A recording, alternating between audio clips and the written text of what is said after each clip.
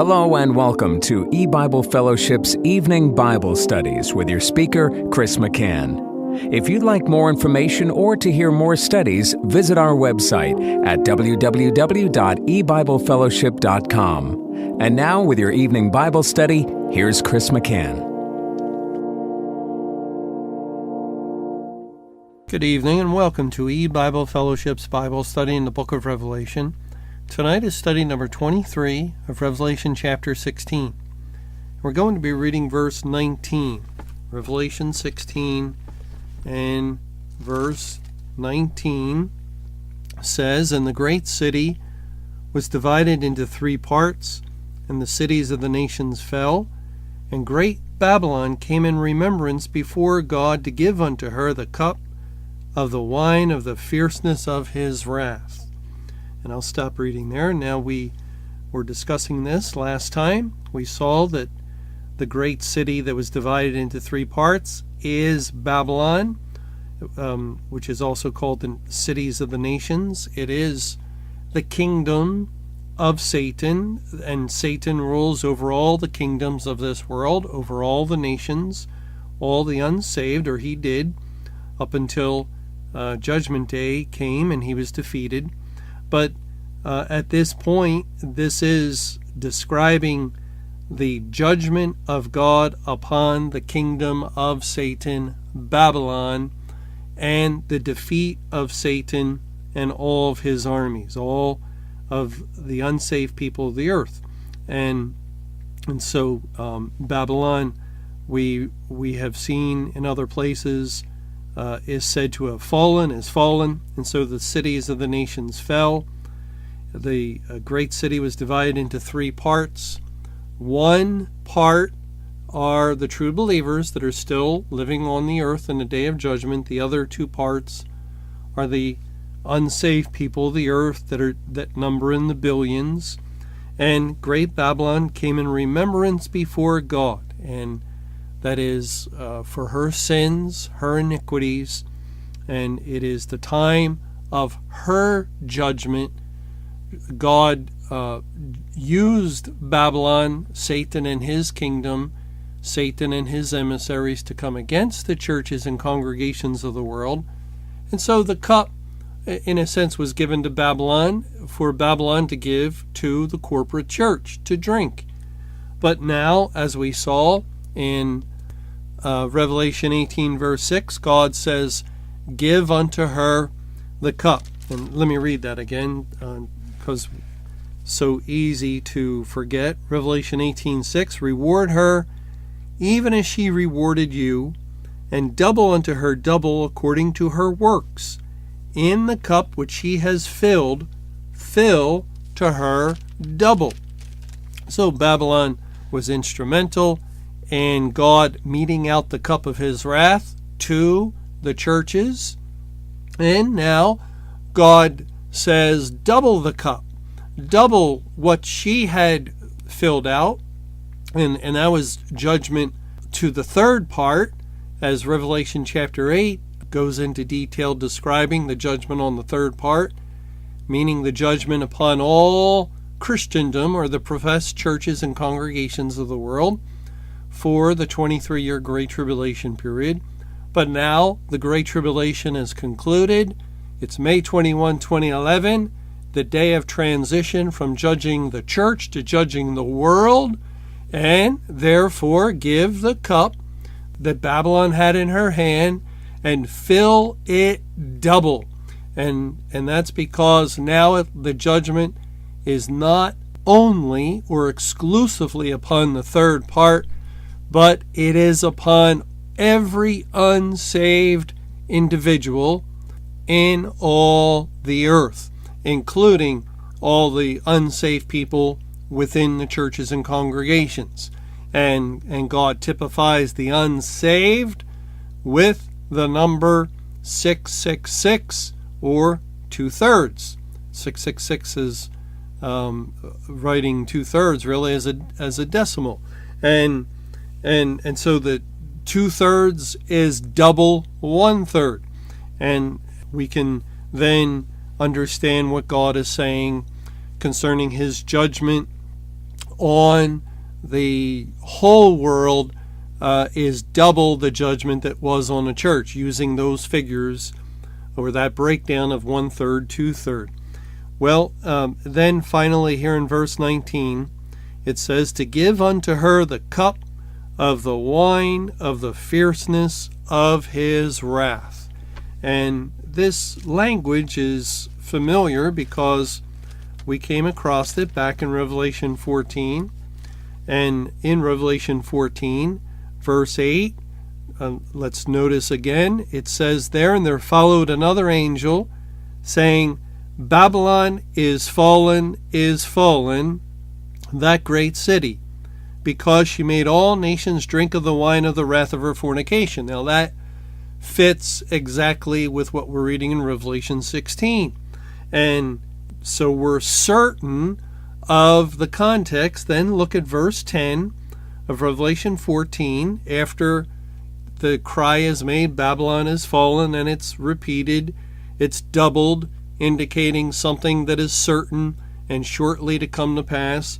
And then in verse 10, the same shall drink of the wine of the wrath of God, which is poured out without mixture into the cup of his indignation, and he shall be tormented with fire and brimstone in the presence of the holy angels and in the presence of the Lamb. So there it is. Babylon falls, and the reason is given. She made all nations drink of the wine of the wrath of her fornication. Now it's her turn to drink. And there's been little question by many theologians that Revelation 14:10 and following is describing Judgment Day. It is the day of the Lord's wrath, the time of his furious anger. And it's in the context of Babylon's fall. And Babylon fell historically after 70 years, not during 70 years. During the 70-year period, they were triumphant. They were the great nation. During the Great Tribulation period, Babylon doesn't fall. No, Babylon is triumphant over the churches, over the congregations. Satan and his forces are winning because God has designed it that way. The Lord has turned over the church to them to destroy. And it's only at the end of 70 years Babylon falls in one night as the Medes and the Persians conquer it. And it's at the end of the Great Tribulation Christ comes as a thief in the night and Satan's kingdom is taken. And the judgment of God is upon Babylon. Now Babylon is to drink of the cup of the wine of the wrath of God. And you know, we've also talked about what that points to, as for instance, we know when we search out the word cup in the Bible that when it points to the wrath of God, that we find spiritual judgments are in view.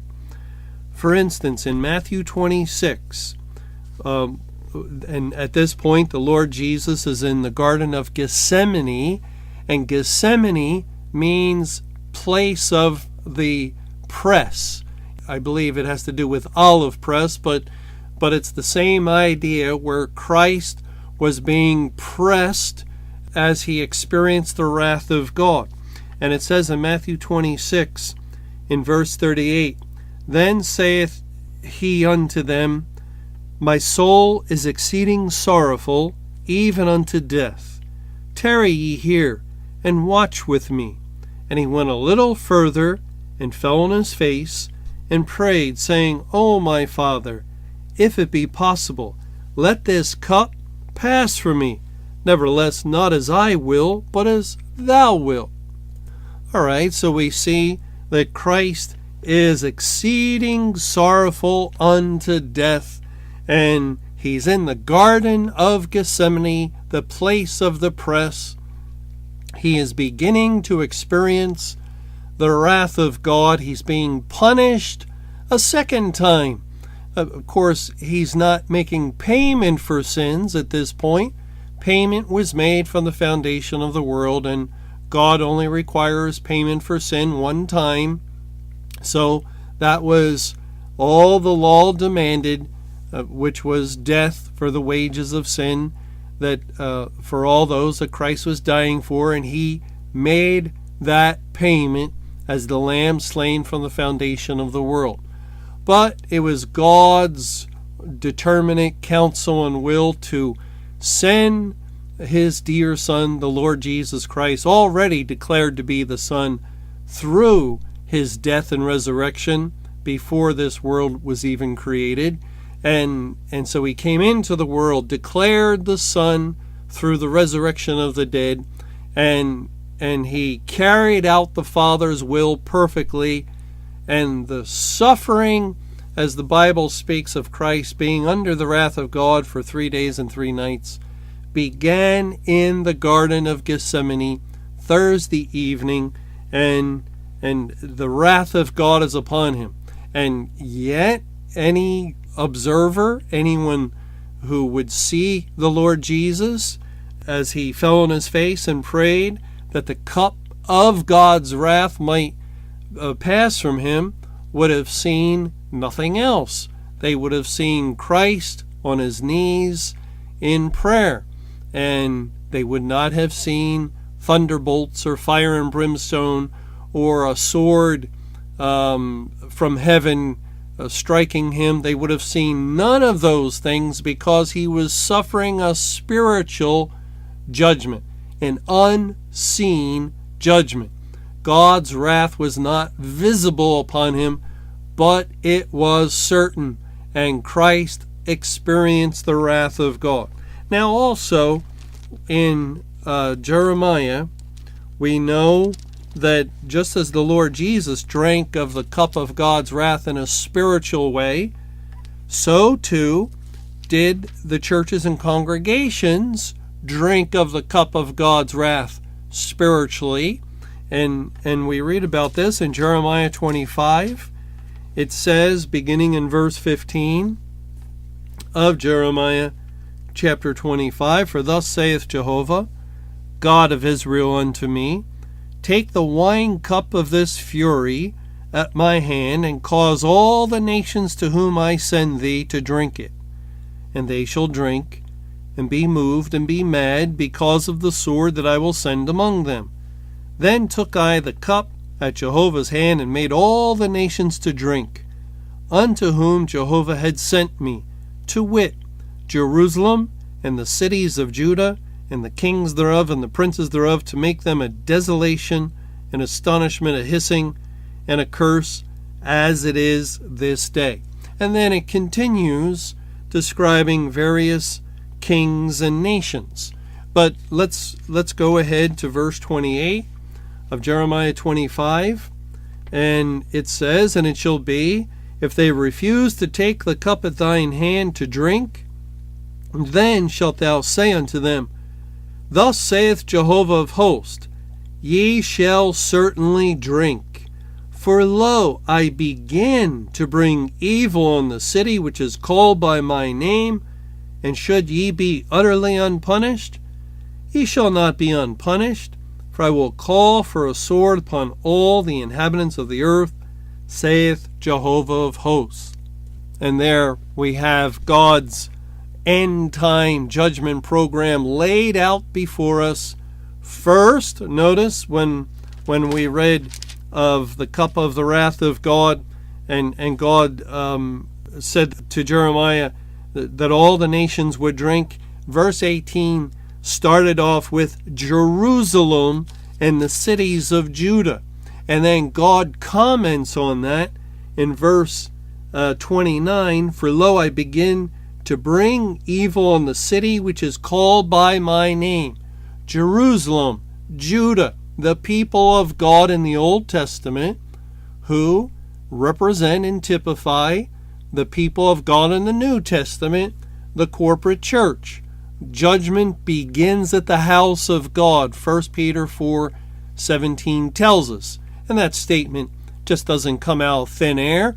That statement is right from this chapter in Jeremiah, where God begins giving the cup of his wrath first to Jerusalem and the cities of Judah.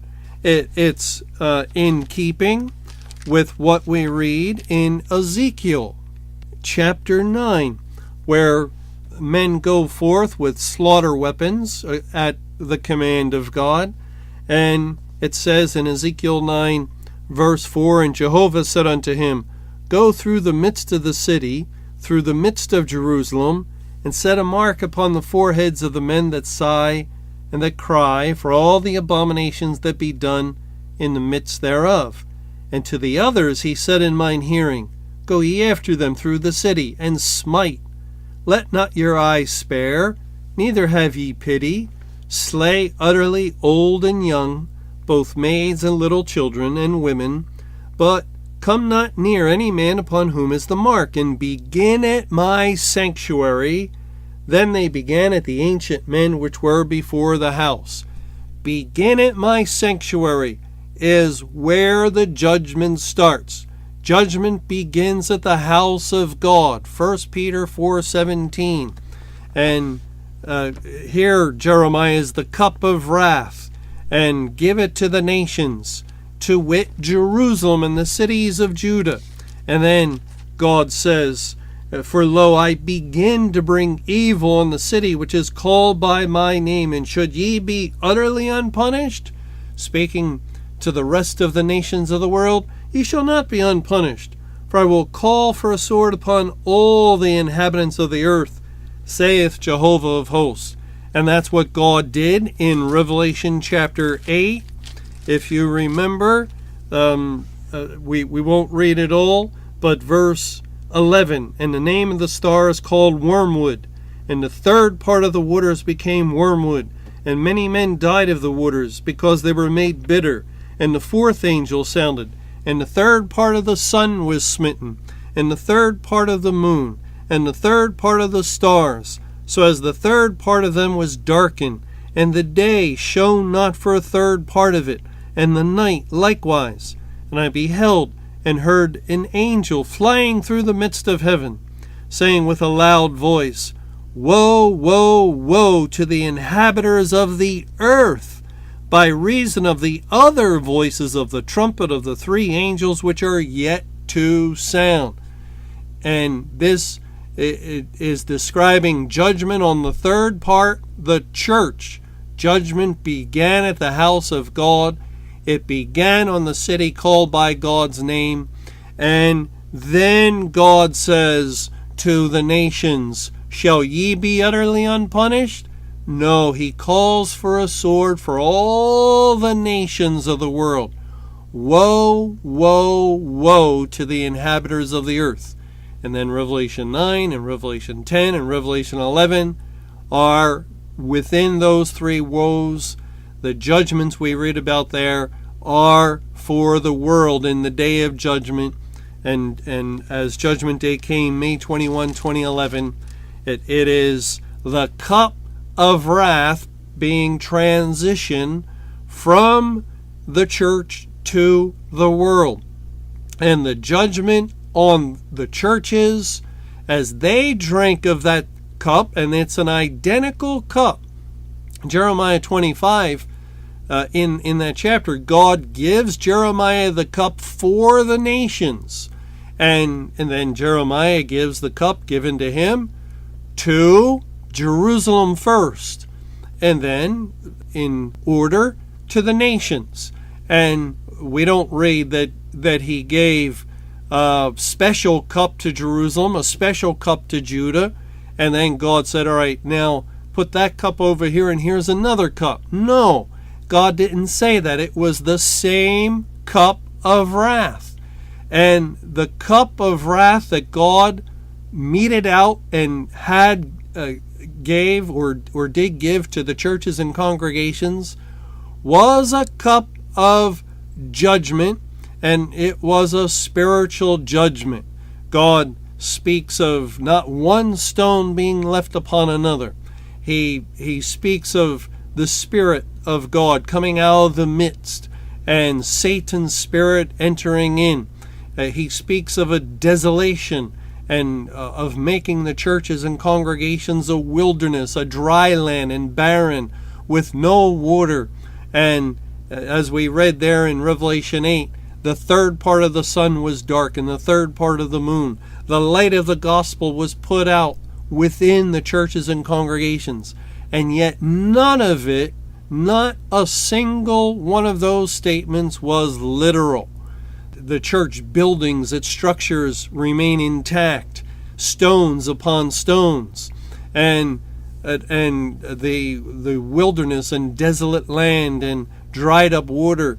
Well, how do you apply that to individual churches and congregations that are positioned on local street corners? It's all spiritual language to teach the main truth that God abandoned the church. He left them, and His Spirit came out from among them, and in that action of God, the churches and congregations lost their most valuable asset, the greatest blessing that they possessed, which was salvation.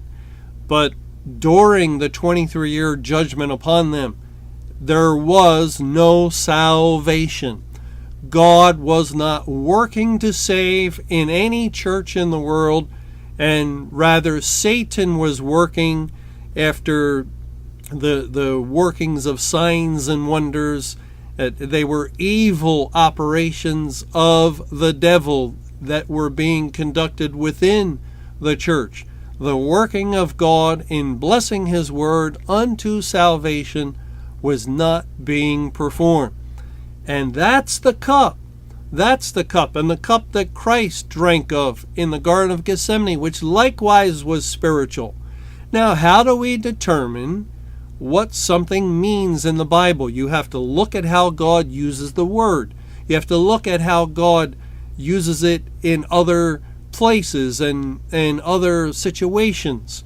And here we find this word cup of the wrath of God used in two of the greatest judgments, the most major judgments the Bible discusses, with the judgment on the Lord Jesus in Gethsemane and the judgment on the corporate church. And in both cases, the cup of the wrath of God indicates a spiritual judgment. No physical judgment is involved.